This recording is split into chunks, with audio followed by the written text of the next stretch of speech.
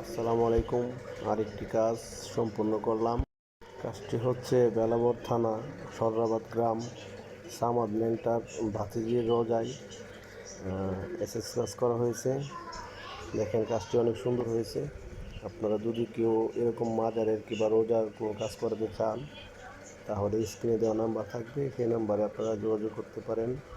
আর পাশাপাশি আপনারা দেখেন কাজটি কেমন হয়েছে, কাজটি সুন্দর হয়েছে কিনা আপনারা কমেন্ট করে জানিয়ে দিন। সামাদ মেন্টার ভাতিজির নাম হচ্ছে এলআরসি পাগলি। ওনার রোজার সামনে ওনার রোজা। কাজটি কেমন হয়েছে আপনারা কমেন্ট করবেন।